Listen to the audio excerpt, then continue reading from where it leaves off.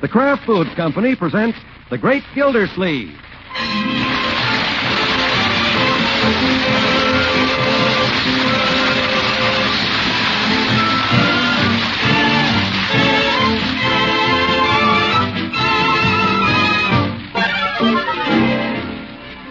Have you heard the news about Kraft's natural cheddar cheese? It's called K-Brand Natural. K-Brand will delight you folks who love a superb quality cheddar cheese. Delicious, mellow. Yes, K-Brand is really something to get excited about. Listen for more about K-Brand cheese later.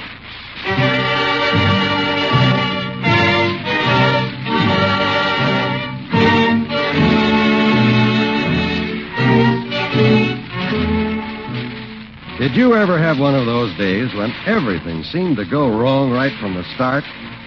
Well, that's the kind of a day it's been for the great Gildersleeve. He got up this morning, he shaved, he got dressed, and for 2 cents he'd have gone right back to bed. But instead he dragged himself down to breakfast, gloomy and disgruntled. There sat his niece and nephew smirking. Smirking about what? He'd speak to them later after he'd had his coffee. Beside his plate lay the morning paper. He picked it up. And there, on the front page... Mayor hits at laxity in city departments. Commissioners to punch time clock, he warned. Charging widespread laziness and inefficiency in administration of city departments, Mayor Terwilliger today promised a clean sweep before next year's primaries. Certain commissioners, said His Honor, growing fat and lazy in political sinecures, have taken to keeping bankers' hours around here. I think it would be a healthy thing if they were required to punch a time clock like other people. Chief among the departments which need jacking up, the mayor let it be known, is the... Unky! What are you going to do? Unky, where are you going? Mr. Gildersleeve, ain't you? Leroy, what's come over your uncle? Don't ask me. There's a thing in the paper. He's terribly upset, Bertie. You better run up after him. Yes, maybe I better. Unky, wait!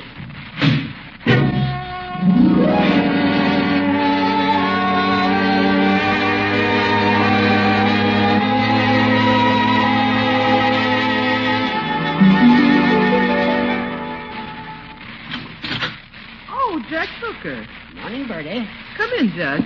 Morning, Marjorie. Leroy. Hi. Good morning, Judge.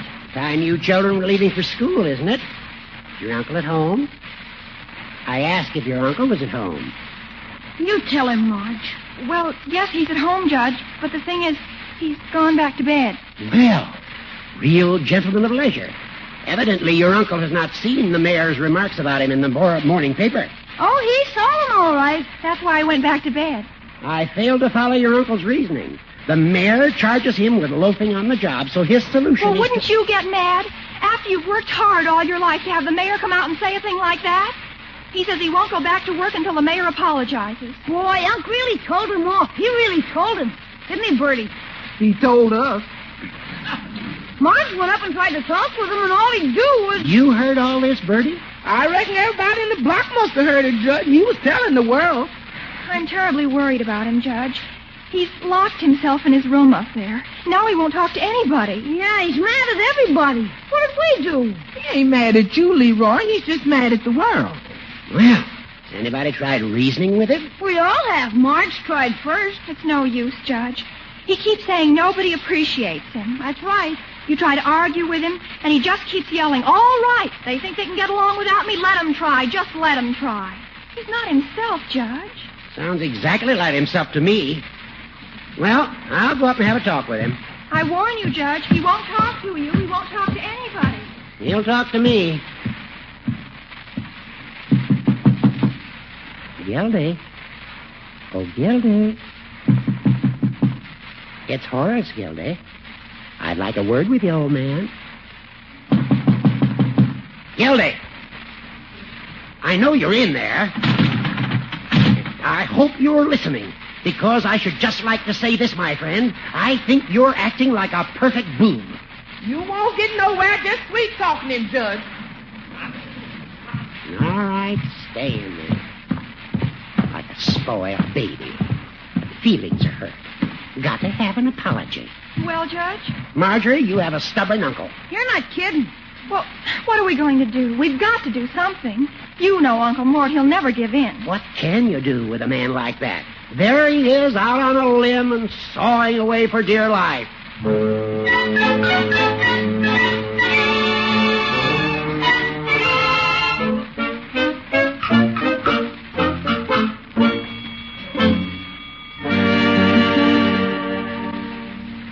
Now, let's see. Who was next here? I think this gentleman. No, after you, madam. Oh.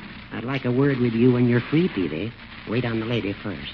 Quite a rush today. There was a lady in this morning, too.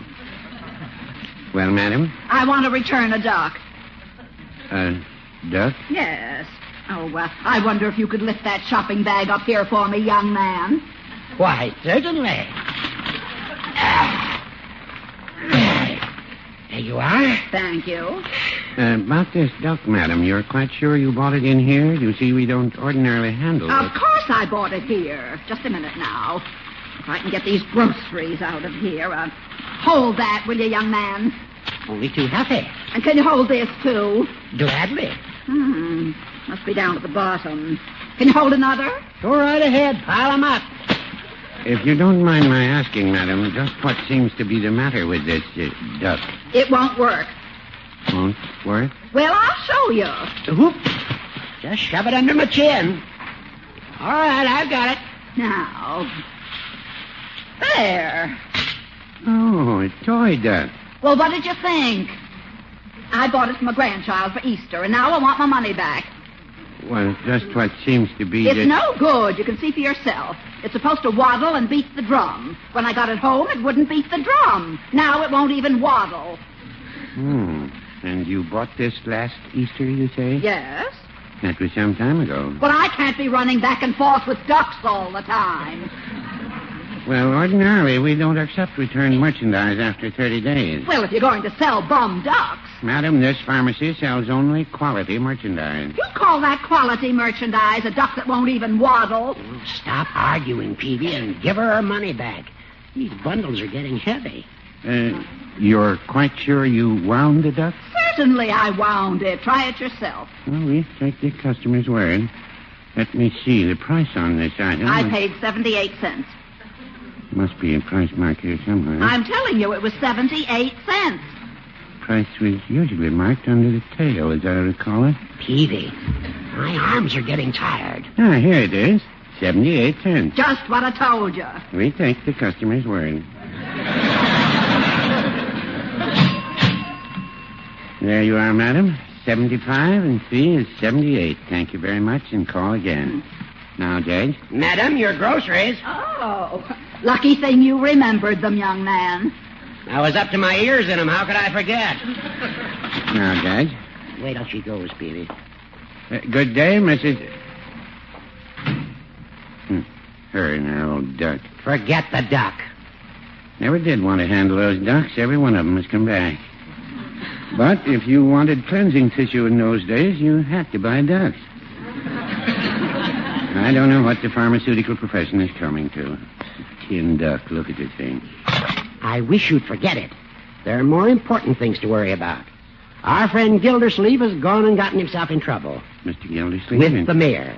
You saw the item in the paper this morning, I suppose? Yes, I did. Well, Gildersleeve has done a very stupid thing. He went off half-cocked as usual. Instead of apologizing to the mayor, he's taken the position that the mayor should apologize to him. Refuses to go near his office, in fact, until he does. Mr. Gildersleeve is quite a fellow. Well, it's not very amusing, Peavy. This could cost him his job if the big boob only knew it. Oh, everybody knows Mr. Gildersleeve. He talks a lot, but I'm sure when he understands the situation... That's just it. You can't tell the man anything. He's gone and locked himself up in his room. Wants the mayor to come to him on bended knee. I always liked Mr. Gildersleeve, but he always was a little big for his britches. Well, what are we going to do, Peavy? Well, that's hard to say.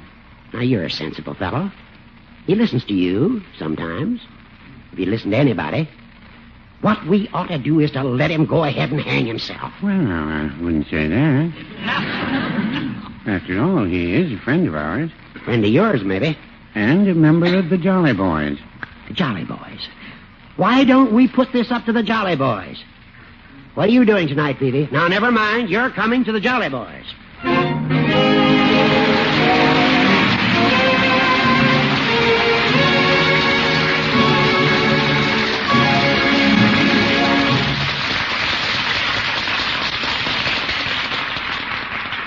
The song goes, "'Tis the season to be jolly," and you know that an important part of a jolly good time is good food. That's why we suggest you have plenty of Kraft's latest cheese triumph on hand. This modern cheese masterpiece is called K-Brand Natural. That's K-A-Y, K-Brand. And here's what it is. A delicious natural cheddar with a mellow, rich flavor, the tender, meaty texture that real cheese experts love. But this natural cheddar is made from pasteurized milk. Did you say pasteurized milk? That's right. Every drop of milk that goes into K-Brand natural cheese is carefully pasteurized. Furthermore, K-Brand ages in a new way, too. Every big 10-pound bar cures to a mellow goodness in its own transparent wrapper. All its full-bodied flavor sealed in, protected by this spick-and-span wrapper. There's no cheesecloth, no paraffin coating, no rind at all with K-Brand cheese. I'd say there's no waste at all either. You're right. Every bit of K-Brand cheese is usable for your holiday cheese trays, for open house snacks.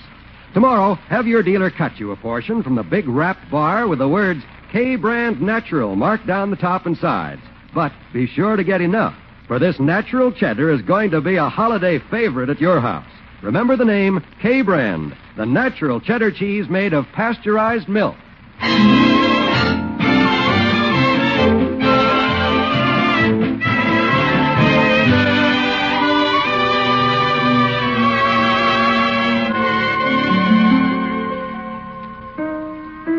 Now back to the problems of the great Gildersleeve, which have even infiltrated the Jolly Boys Club. You was 16, my village queen. Ah, come on, Chief, give out. Let's make a little noise here. We can't do much by ourselves, Floyd. What a club.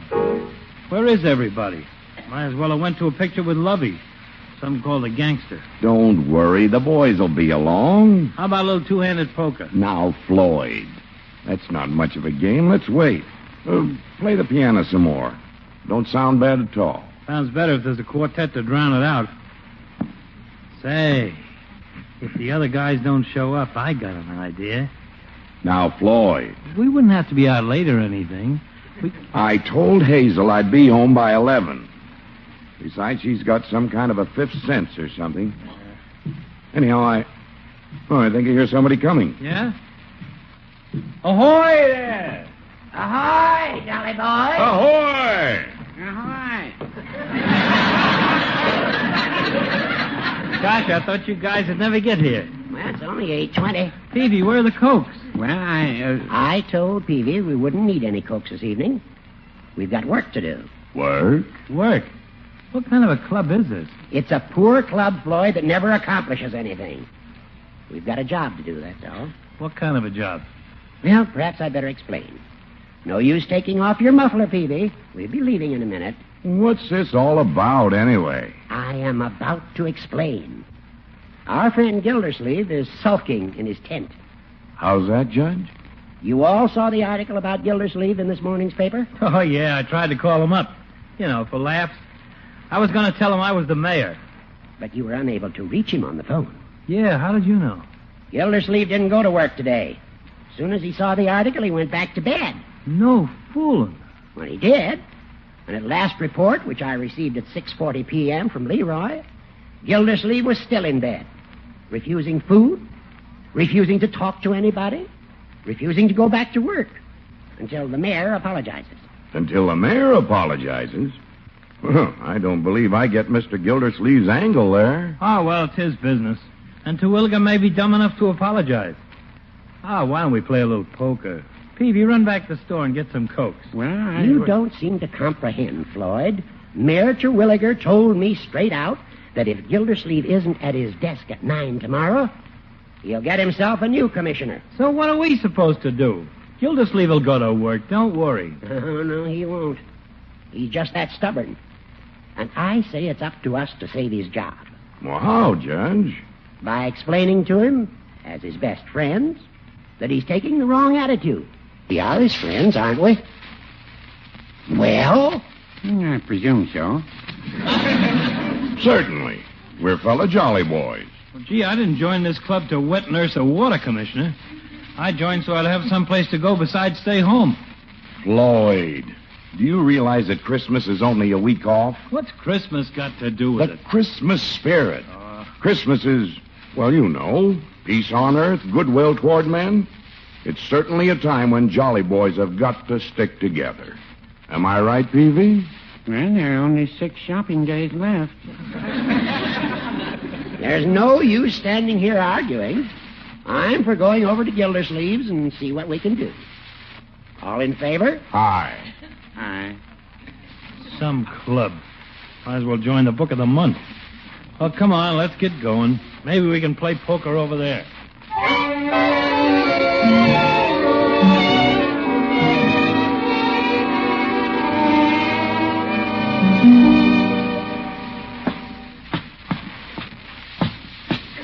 That's his room up front, ain't it? Yeah. Got his light on, I see. Still there, I guess. Did you ring the bell, Judge? Yes, I rang the bell. Imagine him laying in the sack like that all day. That big dope. Now, Floyd, that's no way. If we're going to be helpful, we... Good evening, Bertie. I brought some of Mr. Gildersleeve's friends. Well, sure enough. Come on in, Judge. Come on in, everybody. Good evening. Good evening, Bertie. Hiya, Bertie. What's cooking? Hi, Judge. Oh, What's the matter? I thought maybe you brought the mayor to apologize. It's not going to be so easy, I'm afraid. Any new developments, Bertie? Worse and more of it, Judge. I took a tray up and set it outside his room at supper time, but he never touched it. Gee, that don't sound like the commissioner. Did he know it was there? Yes, sir. I rattled the dishes, and then I hollered through the door. No answer. Yeah, I fanned the gravy in front of the keyhole so he smell it. Nothing happened. You sure he didn't sneak out and snitch a piece of bread or something? No, sir, I counted. Well, this is serious. Are you sure he's... I mean... Oh, don't worry. Gildersleeve will never knock himself off.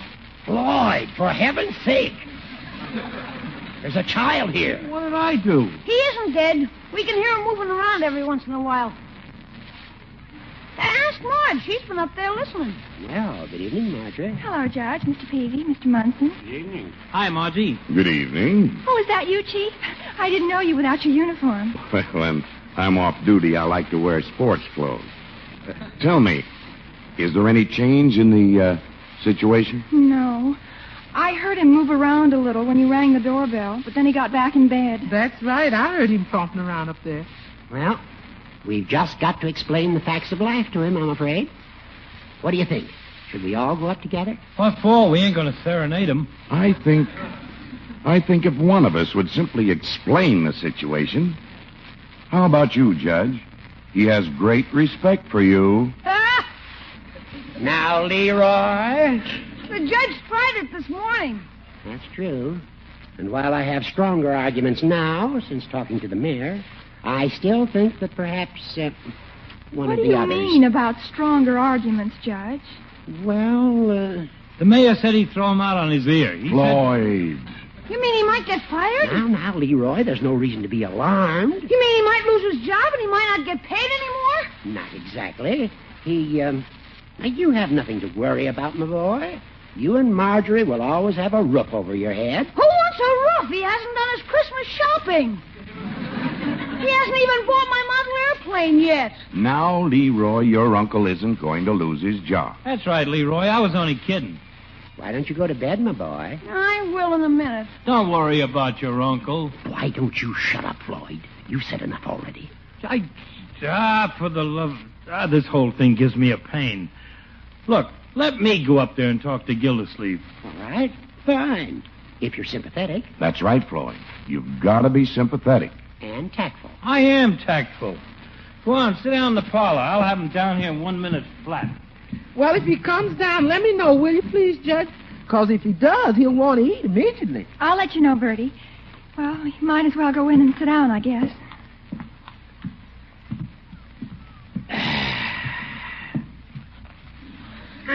There.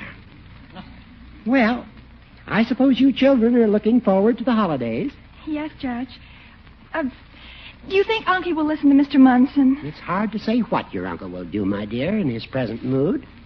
We'll just see. I hope Floyd don't gum it up. Floyd's pretty cagey. I don't know. Maybe you should have gone, Peavy. I think Floyd will bring home the bacon. I'm doubtful. You've got to deal just so with Gildersleeve. It's an art in itself. I won't deny that. You've just got to tell him. You've got to tell him just Hey, what... here's Floyd coming back. He certainly didn't take long. Maybe he said just the right thing. Maybe he did. Well, Floyd, what's the good word? I give up. I positively give up, that's all. No, it's not as bad as all that. I was afraid you wouldn't get the right approach, Floyd. What'd you say? Were you sympathetic? Sure. I told him if he didn't go to work tomorrow, the mayor was going to fire him.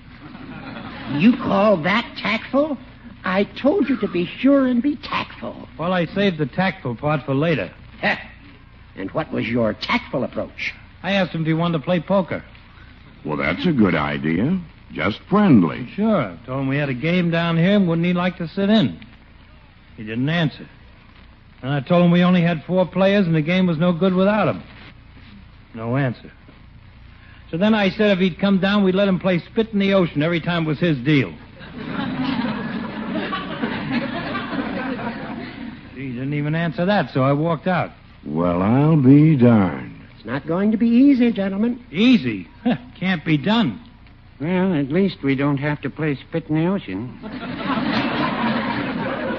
I'd have been glad to play it. For him?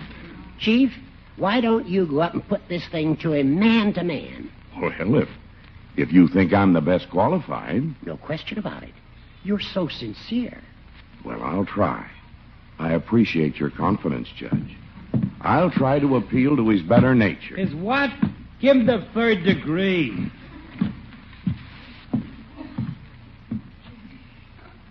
Oh, Commissioner.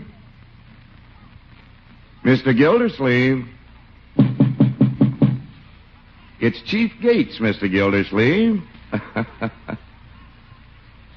Well, you don't have to answer if you don't want to. I'll just say what I have to say, and you can act upon it as you see fit.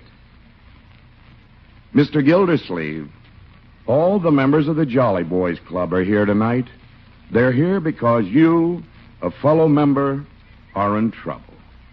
We're your friends, and we want to help you. And at this Christmas tide, when all mankind... at this Christmas tide, when all mankind is full of brotherly love, when the spirit of good fellowship... Mr. Gildersleeve, be reasonable. I only want to... By golly, if I was Bertie, I'd keep him on bread and water. Chief, are you all right? What I tell you, Chief, it can't be done. You're right, Floyd. He's impossible. Well, no, I wouldn't say that. I'd like a word with Mr. Gildersleeve, if no one objects. I know whereof I speak, Phoebe. I know Gildersleeve like a book. You'll be wasting your breath. Well, it's my breath, Judge. Well, go ahead. Be careful, Peavy. I think he's delirious. Delirious nothing. He's just a cantankerous jackass. But then he always has been. What are we going to do, Judge? My advice is to do nothing further tonight, my dear. Perhaps he'll have come to his senses by morning. If not, I'll try to convince the mayor he's sick. But what if you can't convince him? What if he calls Unky on the phone and Unky says something terrible? Would he be fired? Now, don't get excited. Your uncle could always get another job. Yeah? Where? Oh. I thought you'd gone to bed, Leroy. Confound it. Don't worry, Leroy. Don't you worry, Marge. I'll take care of you. Nobody's going to have to take care of anybody. Of course not. As a matter of fact, we need a custodian at the department right now. What's a custodian? A janitor. Oh! Now, Marjorie, control yourself. If we... Marge, here he comes. Unky! Well, I'll be darned. Peavy did it. Well, sure enough, the great Gildersleeve.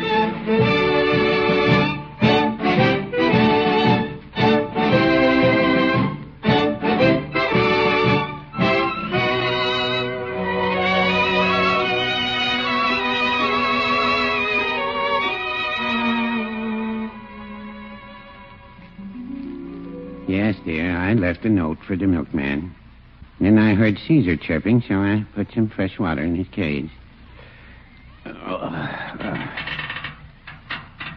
You know, I was telling you about the little piece of psychology I pulled off with Mr. Gildersleeve this evening.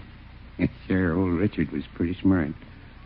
You remember at breakfast I showed you the item in the paper about Mr. Gildersleeve? Well, the darn fool decided he'd stay home till the mayor apologized to him. So he had to coax him to change his mind. See, everybody tried. Judge Hooker, and Floyd, and Chief Gates. Nobody could budge him. But finally I went up to his room. I used a clever bit of psychology. You know, I've been telling you there's a lot of psychology in the pharmaceutical line. I figured out that Mr. Gildersleeve would believe just what he wanted to believe. So what do you think I told him? I said, asleep. Oh, I never will tell her.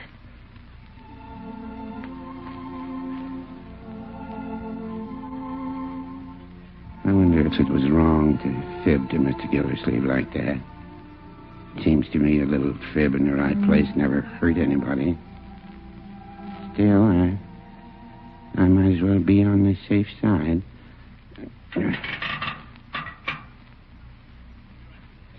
Now I lay me down to sleep.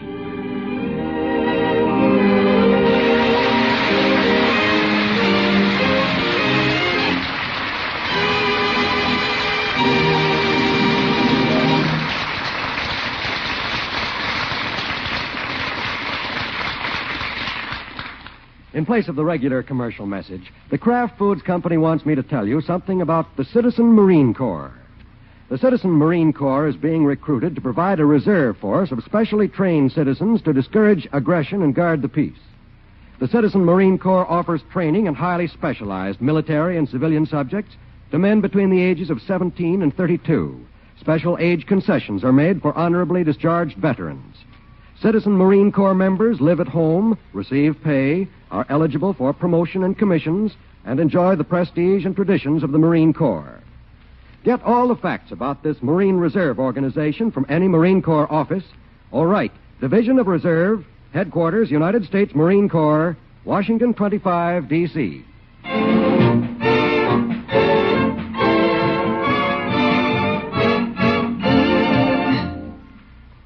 Ladies and gentlemen, Harold Perry, star of The Great Gildersleeve, was absent from this performance because of illness. The first time in the history of The Great Gildersleeve. Don't think we didn't miss him as much as you did. We're happy to say that he's feeling much better this evening and will surely be with us next week. Good night, Uncle Mort. Take care of yourself. Good night, everybody.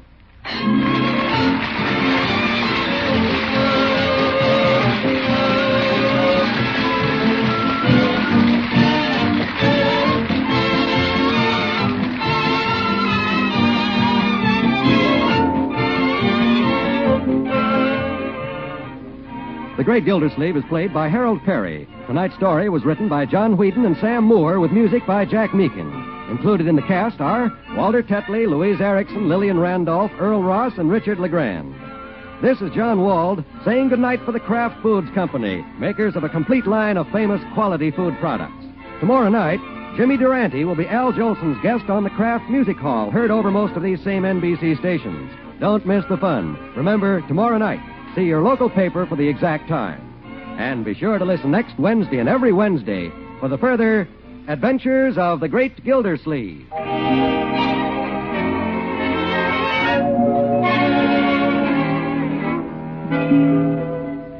Most everyone likes macaroni and cheese, especially if it's fluffy light and has a fine cheddar cheese flavor through and through.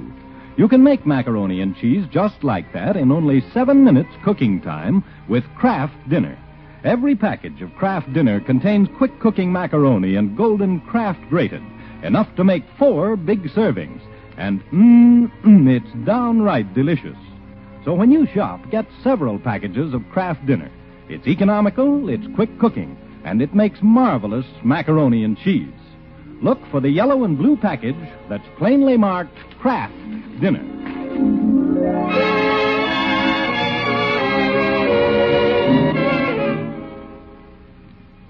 This is NBC, the national broadcasting company.